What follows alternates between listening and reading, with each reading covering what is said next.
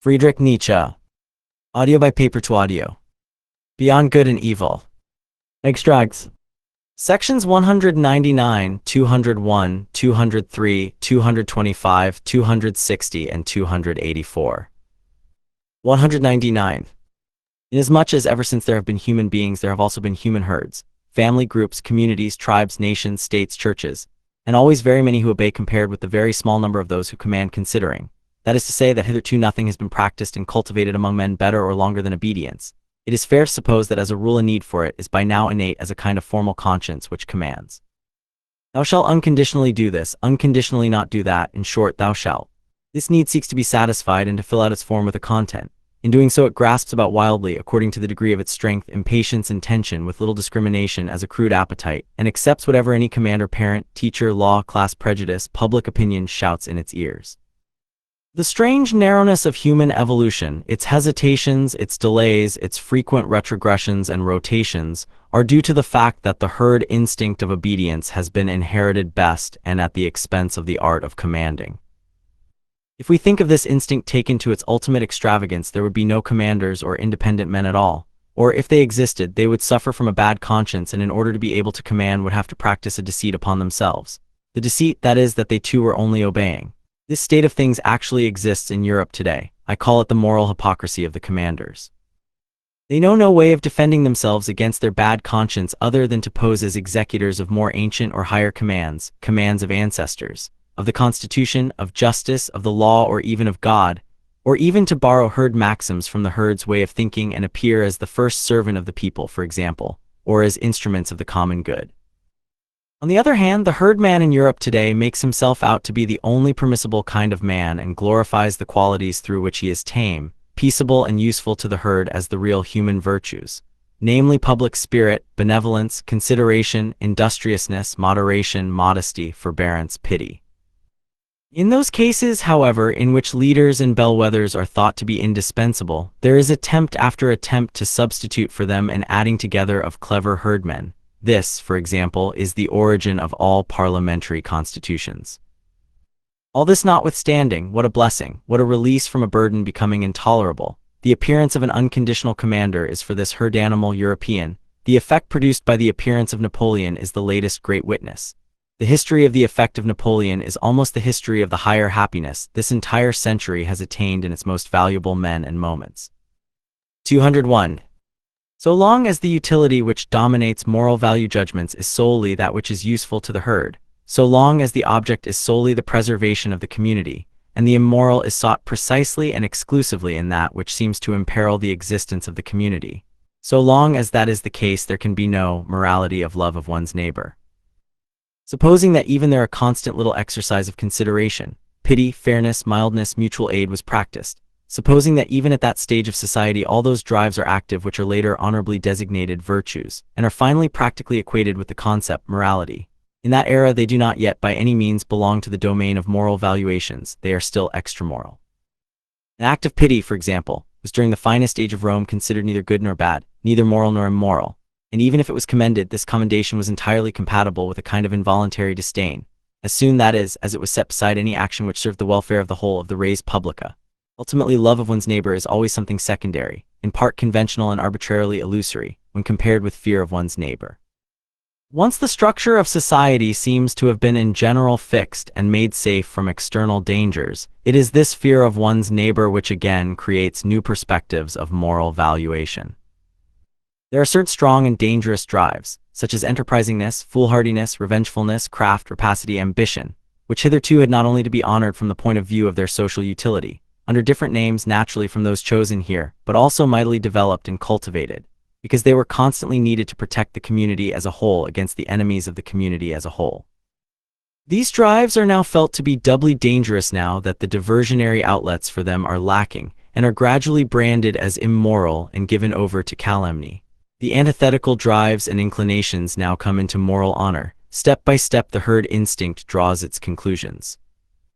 How much or how little that is dangerous to the community, dangerous to equality, resides in an opinion, in a condition or emotion, in a will, in a talent, that is now the moral perspective. Here again fear is the mother of morality.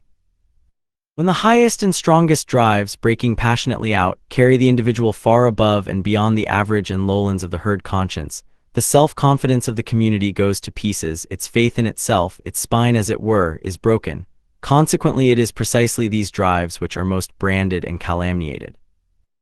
Lofty spiritual independence, the will to stand alone, great intelligence even, are felt to be dangerous. Everything that raises the individual above the herd and makes his neighbor quail is henceforth called evil. The fair, modest, obedient, self-effacing disposition, the mean and average in desires, acquires moral names and honors.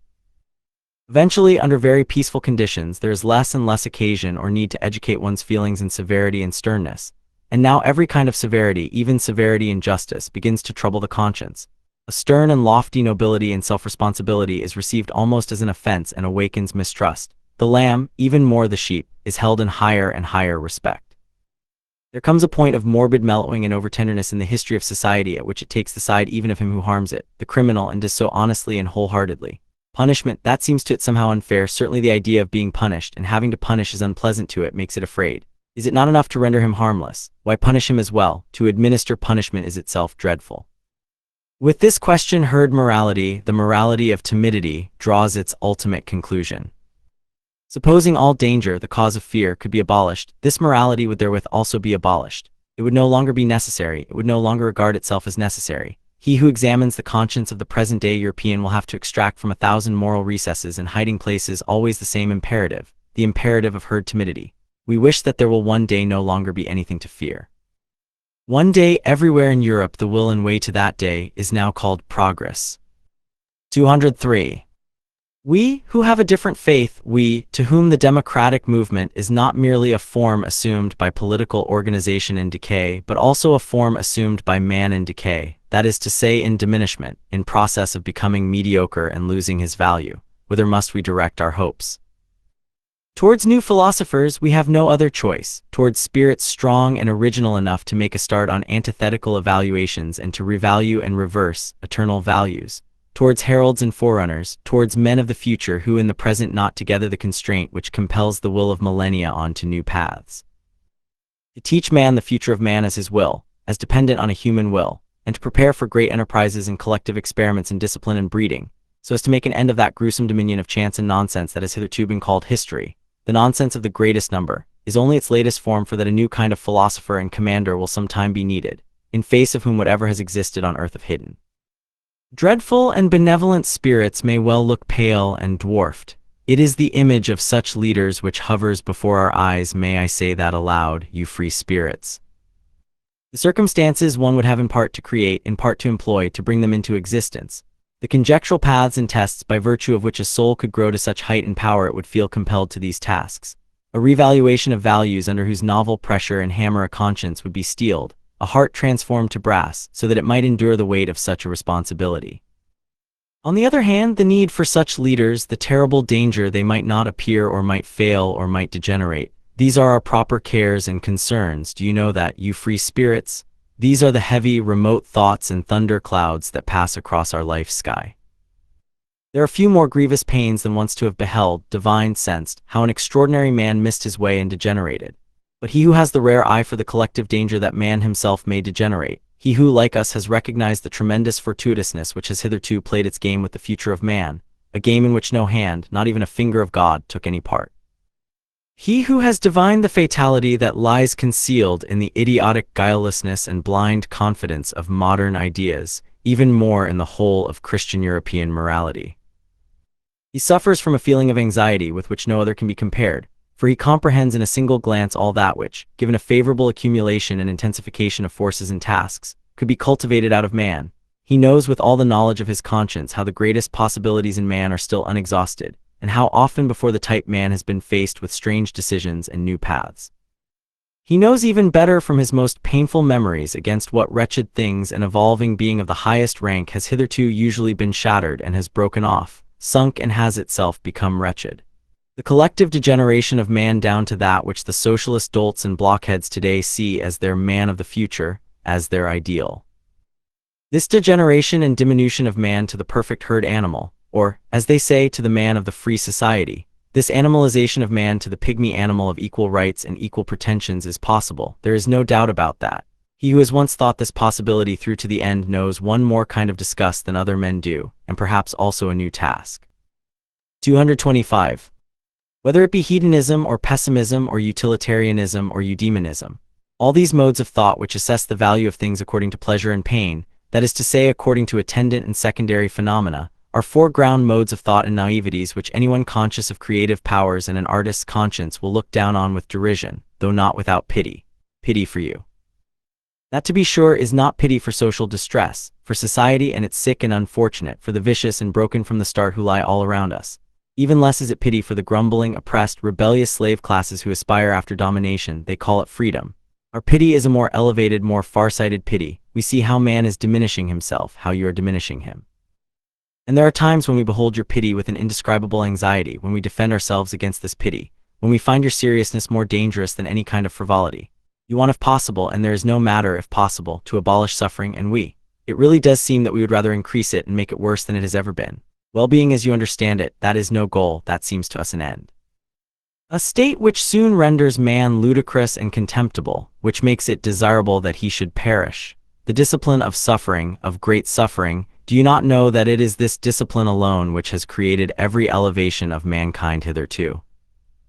That tension of the soul in misfortune which cultivates its strength, its terror at the sight of great destruction, its inventiveness and bravery in undergoing, enduring, interpreting, exploiting misfortune, and whatever of depth, mystery, mask, spirit, cunning, and greatness has been bestowed upon it, has it not been bestowed through suffering, through the discipline of great suffering? In man, creature and creator are united. In man there is matter, fragment, excess, clay, mud, madness, chaos. But in man there is also creator, sculptor, the hardness of the hammer, the divine spectator, and the seventh day. Do you understand this antithesis? And that your pity is for the creature in man, for that which has to be formed, broken, forged, torn, burned, annealed, refined, that which has to suffer and should suffer. And our pity, do you not grasp whom our opposite pity is, for when it defends itself against your pity as the worst of all pampering and weakening? Pity against pity, then. But, to repeat, there are higher problems than the problems of pleasure and pain and pity, and every philosophy that treats only of them is a piece of naivety. 260. In a tour of the many finer and coarser moralities which have ruled or still rule on earth, I found certain traits regularly recurring together and bound up with one another, until at length two basic types were revealed and a basic distinction emerged. There is master morality and slave morality. I add at once that in all higher and mixed cultures attempts at mediation between the two are apparent, and more frequently confusion and mutual misunderstanding between them. Indeed, sometimes their harsh juxtaposition even within the same man, within one soul.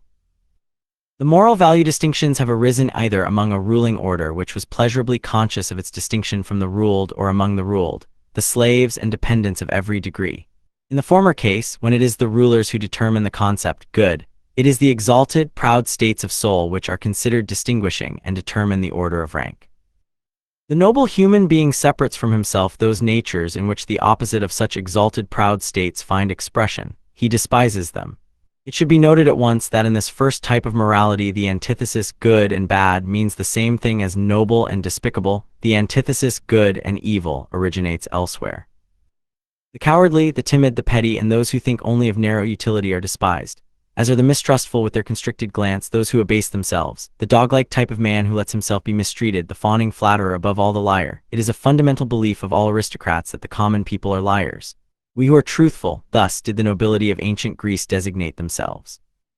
It is immediately obvious that designations of moral value were everywhere first applied to human beings, and only later and derivatively to actions, which is why it is a grave error when moral historians start from such questions as, why has the compassionate action been praised?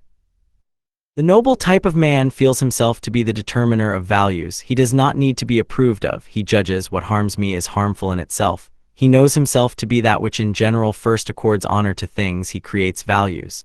Everything he knows to be part of himself, he honors. Such a morality is self-glorification. In the foreground stands the feeling of plenitude, of power which seeks to overflow, the happiness of high tension, the consciousness of a wealth which would like to give away and bestow. The noble human being too aids the unfortunate, but not, or almost not, from pity, but more from an urge begotten by superfluity of power. The noble human being honors in himself the man of power, also the man who has power over himself, who understands how to speak and how to keep silent, who enjoys practicing severity and harshness upon himself and feels reverence for all that is severe and harsh. A hard heart has Wotan said in my breast, it says in an old Scandinavian saga, a just expression coming from the soul of a proud Viking. A man of this type is actually proud that he is not made for pity, which is why the hero of the saga adds as a warning, he whose heart is not hard in youth will never have a hard heart. Brave and noble men who think that are at the farthest removed from that morality, which sees the mark of the moral precisely in pity or in acting for others or in désinteresse. Belief in oneself, pride in oneself, a fundamental hostility and irony for selflessness belong just as definitely to noble morality as does a mild contempt for and caution against sympathy in the warm heart. It is the powerful who understand how to honor, that is their art, their realm of invention. Deep reverence for age and the traditional. All law rests on this twofold reverence, belief in and prejudice in favor of ancestors and against descendants, is typical of the morality of the powerful. And when conversely, men of modern ideas believe almost instinctively in progress and the future, and show an increasing lack of respect for age, this reveals clearly enough the ignoble origin of these ideas. A morality of the rulers is, however, most alien and painful to contemporary taste in the severity of its principle that one has duties only towards one's equals. That towards beings of a lower rank, towards everything alien, one may act as one wishes or as the heart dictates, and in any case beyond good and evil. It is here that pity and the like can have a place. The capacity for and the duty of protracted gratitude and protracted revenge, both only among one's equals, subtlety and requital, a refined conception of friendship, a certain need to have enemies as conduit systems, as it were, for the emotions of envy, quarrelsomeness, arrogance, fundamentally so as to be able to be a good friend. All these are typical marks of noble morality which, as previously indicated, is not the morality of modern ideas, and is therefore hard to enter into today, also hard to unearth and uncover. It is otherwise with the second type of morality, slave morality. Suppose the abused, oppressed, suffering, unfree, those uncertain of themselves and weary should moralize. What would their moral evaluations have in common? Probably a pessimistic mistrust of the entire situation of man will find expression, perhaps a condemnation of man together with his situation. The slave is suspicious of the virtues of the powerful. He is skeptical and mistrustful, keenly mistrustful of everything good that is honored among them. He would like to convince himself that happiness itself is not genuine among them. On the other hand, those qualities which serve to make easier the existence of the suffering will be brought into prominence and flooded with light. Here it is that pity, the kind and helping hand, the warm heart, patience, industriousness, humility, friendliness come into honor, for here these are the most useful qualities, and virtually the only means of enduring the burden of existence. Slave morality is essentially the morality of utility. Here is the source of the famous antithesis: good and evil, power and danger were felt to exist in evil, a certain dreadfulness, subtlety and strength which could not admit of contempt. Thus, according to slave morality, the evil inspire fear. According to master morality, it is precisely the good who inspire fear and want to inspire it, while the bad man is judged contemptible. The antithesis reaches its height when, consistently with slave morality, a breath of disdain finally also comes to be attached to the good of this morality. It may be a slight and benevolent disdain, because within the slave's way of thinking the good man has in any event to be a barless man. He is good-natured, easy to deceive, perhaps a bit stupid, unbonhum. Wherever slave morality comes to predominate, language exhibits a tendency to bring the words good and stupid closer to each other. A final fundamental distinction, the longing for freedom, the instinct for the happiness and the refinements of the feeling of freedom, belong just as necessarily to slave morality and morals as the art of reverence and devotion, and the enthusiasm for them are the regular symptom of an aristocratic mode of thinking and valuating. This makes it clear without further ado why love as passion, it is our European speciality, absolutely must be of aristocratic origin. It was, as is well known, invented by the poet knights of Provence, those splendid, inventive men of the Guy sabre to whom Europe owes so much and indeed almost itself. 284. To live with a tremendous and proud self-possession, always beyond, to have and not have one's emotions, one's for and against at will, to condescend to have them for a few hours, to seat oneself on them as on horses, often as on asses, for one has to know how to employ their stupidity as well as their fire, to keep one's 300 foregrounds, also one's dark glasses, for there are instances where no one may look into our eyes, still less into our grounds, and to choose for company that cheerful and roguish vice, politeness, and to remain master of one's four virtues: courage, insight, sympathy, solitude. For solitude is with us a virtue. It is a sublime urge and inclination for cleanliness which divines that all contact between man and man in society must inevitably be unclean. All community makes somehow, somewhere, sometime, common. You have reached the end of the document.